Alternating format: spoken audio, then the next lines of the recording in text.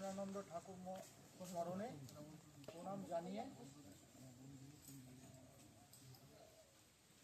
আমরা আমাদের এই আজকের যে অনুষ্ঠান সেটা শুরু করব। তার আগে প্রথমেই আমাদের বেদ মন্ত্র পাঠ করে মহারাজ এই অনুষ্ঠানের সূচনা করবেন। তারপর আমরা অনুষ্ঠানের মধ্য দিয়ে আজকের যে মূল কর্মসূচি সেটার দিকে চলে যাব। ওম স্বস্তি ন ইন্দ্র বৃদ্ধশ্রবাঃ স্বস্তি ন পূষা বিশ্ববেদাঃ স্বস্তি নস্তারক্ষ অরিষ্টনেমিঃ স্বস্তি ন বৃহস্পতি দদাতু ভদ্রং কর্ণেभिः शृण्वाम देवः भद्रं पश्चिमाक्षिपजत्रः श्रीधैरङ्गैषत्सुभागसस्तनुभिः पश्येम देवहितं यदायु।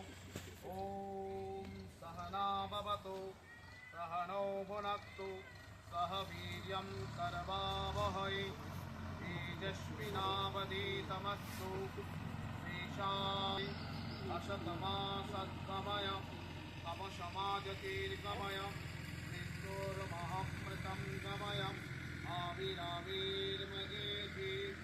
ॐ मङ्गलं भगवान् विष्णु मङ्गलं गरुडाध्वज मङ्गलं पुण्डरीकाक्ष मङ्गलाय तनहरि वक्रतुण्डमहाकायं सूर्यकोटिसमप्रभं निर्विघ्नं कुरु मे देव सर्वकार्येषु सर्वदा। ॐ पूर्णमदः पूर्णमिदं पूर्णात् पूर्णमुदच्यते पूर्णस्य पूर्णमादाय पूर्णमेवावशिष्यते। सर्वे भवन्तु सुखिनः सर्वे सन्तु निरामयाः सर्वे भद्राणि पश्यन्तु मा कश्चित् दुःखभाग् भवेत्। ॐ शान्तिः ॐ शान्तिः ॐ शान्तिः। हरिः ॐ तत्सत् हरिः ॐ तत्सत् हरिः ॐ तत्सत्। মহারাজকে প্রণাম। আমাদের গুরু মহারাজের আদর্শ, এই আশ্রমের আদর্শ সেটা হচ্ছে ভক্তিভাবের মধ্য দিয়ে মানুষের আধ্যাত্মিক উন্মেষ ঘটানো এবং সেবাভাবের মধ্য দিয়ে দুস্থ মানুষদের সহায়তা দান। সেই আদর্শকে পাথেয় করে আমাদেরকে সহযোগিতা করার জন্য আজকে আমাদের মধ্যে এসে উপস্থিত হয়েছেন স্পন্দন হৃদয়ের নির্বন্ধন। ওনারা এসছেন ইচ্ছাপুর উত্তর চব্বিশ পরগনা থেকে। এই এলাকার দুস্থ মানুষদের পাশে দাঁড়ানোর জন্য কিছু শীতবস্ত্র এনেছেন, ওনারা তাদেরকে প্রদান করবেন। এবং যারা এখানে উপস্থিত হয়েছেন মায়েরা, তাদেরকে আমাদের পক্ষ থেকে, আশ্রমের পক্ষ থেকে এবং সংস্থার পক্ষ থেকে অসংখ্য ধন্যবাদ কৃতজ্ঞতা জানানো হচ্ছে। আপনারা আজকে আমাদের সেই সুযোগটা করে দিয়েছেন। এখন আমি স্পন্দনের পক্ষ থেকে ওনাদের যারা এসেছেন ওনাদের কাউকে তাদের মূল্যবান মতামত দেওয়ার জন্য অনুরোধ করবো। পরে আমাদের মহারাজ তার মতামত দেবেন, তারপরে আমরা মহারাজ যারা উপস্থিত হয়েছেন তাদেরকে আমার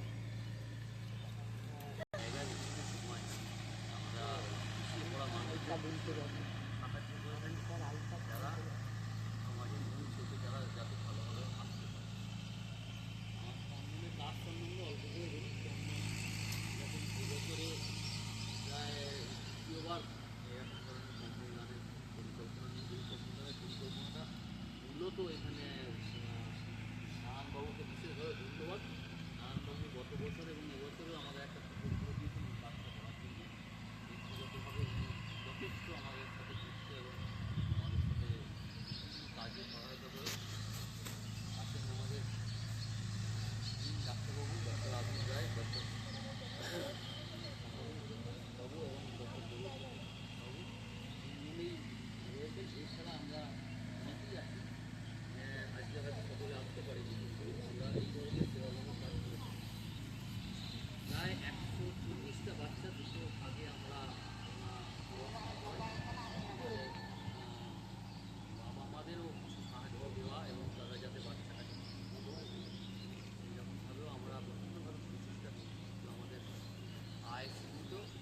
ক্ষেত্রে যতটুকু করা যায় সেরকম চেষ্টা করে যাচ্ছি।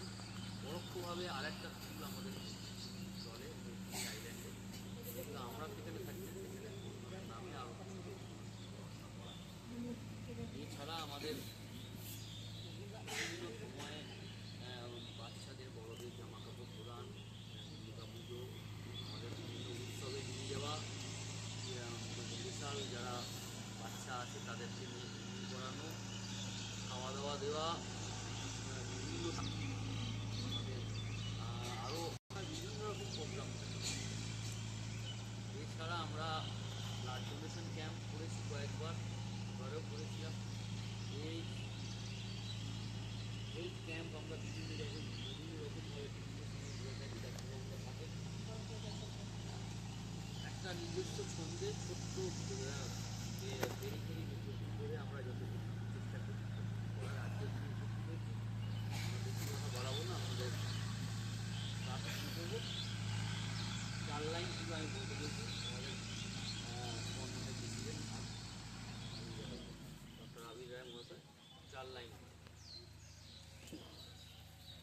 এখানে উপস্থিত মহারাজারা রয়েছেন এবং আমার স্পন্দনের সাথীরা রয়েছেন, সামনে আপনারা রয়েছেন।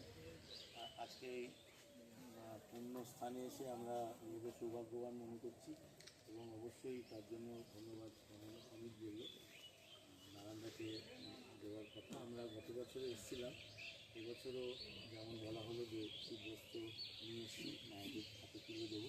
আমরা আমাদের মতো করে ছোট্ট পরিসরে হলেও চেষ্টা করছি বিভিন্ন ক্ষেত্রে বিভিন্ন জায়গায়। আর এই আশ্রমে আসাটা আমাদের নিজেদের কাছে পুণ্য সঞ্চয় বলতে পারেন, সৌভাগ্য বলতে পারেন, যাই বলুন। আমরা আসছি এবং যদি অনুমতি দেন তো আমরা ভবিষ্যতেও আসবো, নিশ্চয়ই আমরা আসবো, এখানে কাজ করবো এবং আরও একটু বড় পরিসরে কাজ করব, সেটাই আমাদের লক্ষ্য। আজকে আমরা অপেক্ষা করে আছি উনি কিছু বলবেন, সেটা শুনে আমরা আমাদের আজকের অনুষ্ঠান শুরু করি।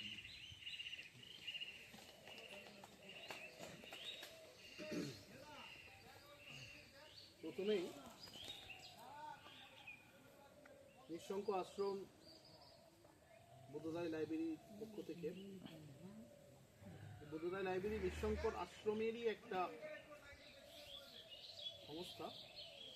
এখানে শিক্ষামূলক কার্য হয়, এখানে সোশ্যাল কিছু অ্যাক্টিভিটিস হয়, এখানে একটা ফ্রি কোচিং সেন্টার আছে এবং মানুষের যারা নিডি পার্সন তাদের পাশে দাঁড়ানোর বিভিন্ন যেসব কর্মসূচি আছে সব করা হয়। আর আমাদের এখানে ছাত্রদের পড়ার সাথে সাথে তাদের বেসিক নিড যেগুলো কম্পিউটার ট্রেনিং বা আঁকা, অন্যান্য বিষয়গুলো, সাংস্কৃতিক অনুষ্ঠান, স্পিরিচুয়াল গাইডেন্স, প্রেয়ার, মেডিটেশন, কিছু প্রাণায়াম, তার সাথে সাথে মহাপুরুষদের জীবনী পাঠ, spiritual guidance, spiritual support, spiritual culture, এইসবগুলো প্রদান করা হয়, তাদের কাছে তুলে ধরা হয়। তো এই লাইব্রেরি বা এই আশ্রমের যে এই যে সোশ্যাল যে মুভমেন্টটা, এটা আজ থেকে 40 বছর আগে আমাদের গুরু মহারাজের নির্দেশে, শ্রীমৎ স্বামী পূর্ণানন্দ মহারাজের নির্দেশে, আমাদের বড় গুরু ভাই, মানে বড় মহারাজ বলে আমরা জানি, শ্রীমৎ স্বামী নির্বাণানন্দজি মহারাজ পড়াশোনাটা শুরু করেন তার থেকে 40 বছর আগে। গ্রামে সেই মতো পড়ার কালচার ছিল না। 40 বছর যদি পিছিয়ে যায় তাহলে বুঝতেই পারছেন কী অবস্থা ছিল। সেরকম শিক্ষক বা সেই শিক্ষার সেই কালচারটা ছিল। মহারাজ ম্যাথস অ্যান্ড ইংলিশ এইটা দিয়ে পড়ানো শুরু করে, ছাত্ররা আসতে শুরু করে, আস্তে আস্তে হতে ক্রমশ মহারাজের যে জ্ঞান ছিল সেটা তিনি সবার মধ্যে ছড়িয়ে দেন। তো এই করতে করতে আরও ছাত্র বাড়তে থাকে এবং 2008 সালে এটা রেজিস্টার্ড একটা লাইব্রেরিকে ফর্ম করা হয় যে কোনো একটা করে তাকে মুভমেন্ট করবে বেশ করে। সেই নিঃশঙ্ক আশ্রম বোধোদয় লাইব্রেরি, এটা একটা সেকশন, বোধোদয় লাইব্রেরিকে সৃষ্টি করা হয়, পুরো একটা বডি ফর্ম করে সেইভাবে আমরা রেজিস্টার্ড লাইব্রেরি, এটা সেইভাবে কার্য নির্ধারিত হয়ে সেইভাবে চলে আসছে। সংখ্যা নেই, স্টুডেন্ট সংখ্যাও বাড়ছে, বিভিন্ন অ্যাক্টিভিটিস বেড়েছে। লাস্ট 10 ইয়ার্স আমরা সোশ্যাল মুভমেন্টও করেছি, বিভিন্ন এনজিও পার্সনদের শীতকালীন যে কম্বল দান থেকে শুরু করে দুর্গা পুজোতে বস্ত্রদান, ইভেন আমরা স্টুডেন্টদেরও বস্ত্রদান করি। আমাদের এখানে যারা এখন যারা পড়াচ্ছেন আমাদের ছাত্ররাই বড় হয়েছে, তারা হায়ার স্টাডি করে তারাই এখন শিক্ষক। তো এইভাবে রোটেশনালি আমরা এগিয়ে যাচ্ছি এবং এরা কম্পিটিটিভ পড়াশোনাও করে এখানে, সেই পরিষেবাও দেওয়ার চেষ্টা করছি। এখান থেকে অনেক ছেলে বিভিন্ন বিভিন্ন সেক্টরে চাকরি পেয়েছে। হ্যাঁ, WBCS অফিসারও আছে, ডাক্তার আছে, রেলে চাকরি করছে, সিভিল ইঞ্জিনিয়ার আছে, মেকানিক্যাল ইঞ্জিনিয়ার আছে, ডিপ্লোমা হোল্ডার আছে। জয়েন করে তারা IIT ICI করেও মুভমেন্ট করেছে। WB ওয়েস্ট বেঙ্গল পুলিশে আছে, BSF এ আছে, আর্মিতে আছে, বিভিন্ন বিভিন্ন সেক্টরে আছে। এইখানে যারা ছেলে দাঁড়িয়ে আছে তারা এই দুদিন আগে একটা কলকাতা পুলিশের পরীক্ষা এরা ক্র্যাক করেছে অলরেডি, শুধু ইন্টারভিউর জন্য ওয়েট করছে। মাত্র যদি কৃপা হয় তো 5 to 7 আমাদের স্টুডেন্ট জয়েন করবে WBতে। যাই হোক, তো আমরা চেষ্টা করছি আমার গুরু মহারাজের যে লক্ষ্য, যে উদ্দেশ্য, স্বামীজিরা বলতেন যে feel for the mass, think for the mass and work for the mass. মানুষের জন্য করো, বহুজন হিতায় বহুজন সুখায় এক সাধু সন্ন্যাসীর জন্ম। তো সাধু সন্ন্যাসী আমার গুরুদেব যেটুকু শিক্ষা দিয়েছেন, যেটুকু সংস্কার আমাদের দিয়েছেন, বা যেটুকু আমাদের অল্প বোধ জেগেছে, আমরা ভক্তি মার্গে আছি। আমরা বাস্তবে মানুষের জন্য করা, মানুষের মধ্যেই ভগবানকে খুঁজে বেড়াই। আমাদের এখানে বিগ্রহ আছে, মহাপ্রভুর বিগ্রহ, সাধারণ নয় সে বিগ্রহ। আর এই আশ্রমের যিনি ফাউন্ডার নরহরি বাবা, নরহরি অর্বুল স্বামী, তিনিও কোনো সাধারণ মানুষ ছিলেন না, তিনি উচ্চ ব্রহ্মজ্ঞ পুরুষ ছিলেন। এটা আমার নিজের রিয়েলাইজেশন। আমি মনে করি তিনি মহাপ্রভুরই এক অংশ, যেটুকু আমি বুঝেছি। তিনি উচ্চকোটির অবধূত স্তরের ছিলেন। তার সাধনা, এই বটতলা যেখানে গেছেন, প্রত্যেকটা ভূমিতে, প্রত্যেকটা মাটিতে তার সাধনার ভাইব্রেশন আছে। তার সাথে সাথে তার পরম্পরার শিষ্যরাও সাধনা করেছেন। পরবর্তীকালে আমার গুরুদেব যখন এই আশ্রমের দায়িত্ব নেন, জীবানন্দ মহন্ত হিসেবে ভেগ নিয়ে দায়িত্ব নিয়েছিলেন, তো তিনি বৈষ্ণব মতেও সাধনা করেছেন, বৈষ্ণব মতে দীক্ষা নিয়েছিলেন। তার নাম ছিল জীবানন্দ মহন্ত। আর তিনিও সাধনা করেছেন, সিদ্ধি লাভ করেছেন। তো তার একটা আলাদা ভাইব্রেশন আছে। তো সেই ভাইব্রেশনটা what we feel, we realise, আমরা এই ছেলেদের মধ্যে দেওয়ার চেষ্টা করি। আমরা বলি, দেখ, জীবনে যাই হোক, তুই যেখানেই যা, আশ্রমকে ছাড়িস না।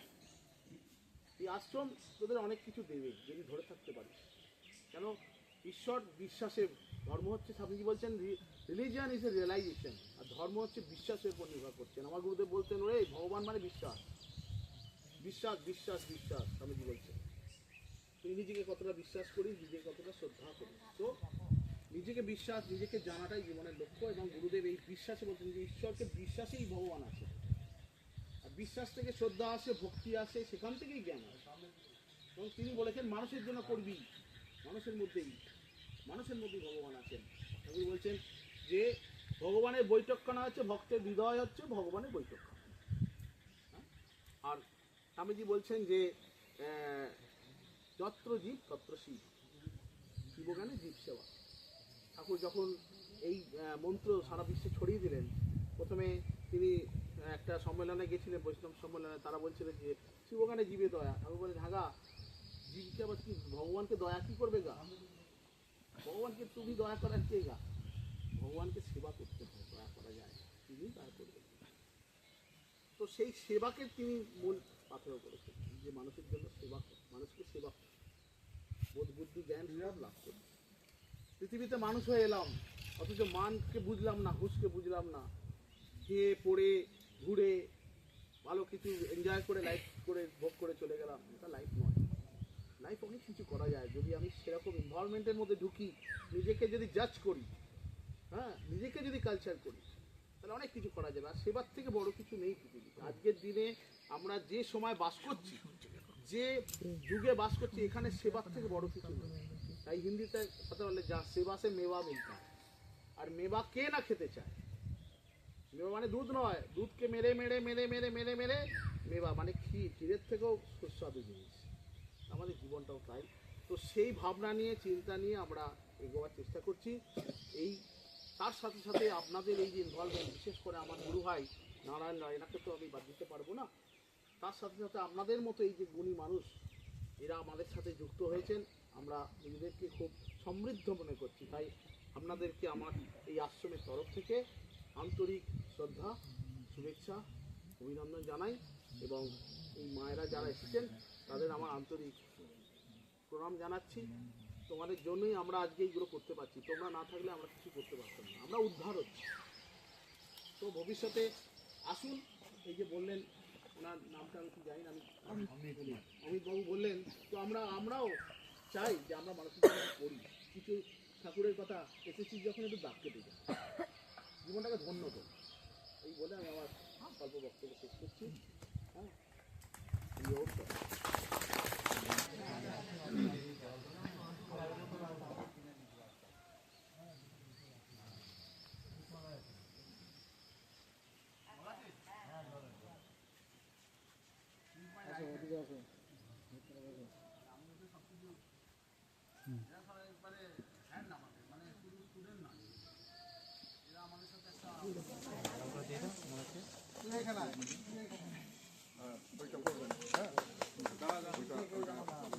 আচ্ছা, একটু জায়গা করে দাও যাওয়ার জন্য, সবাই দিক দাও, এই জায়গা করে দাও। হ্যাঁ, তুমি ধরে থাকো।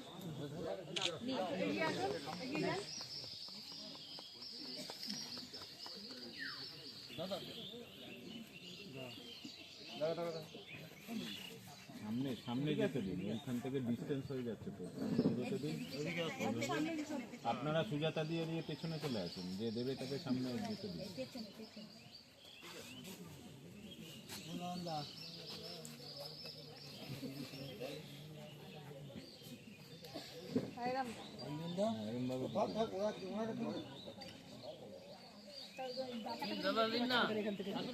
আপনি ওই দিক রাস্তা করে দিচ্ছি না।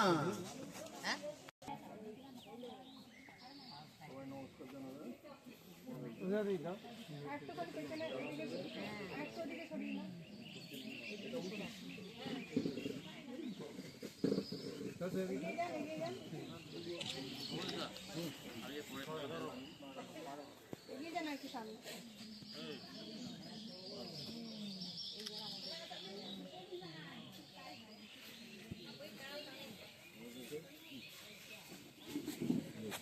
একটু এগিয়ে যান না, একটু এগিয়ে যান, সামনে ছবি তুলুক না, অসুবিধা কি আছে?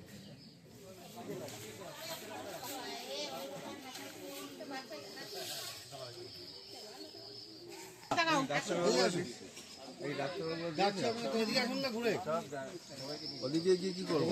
যাচ্ছি আপনাকে তখন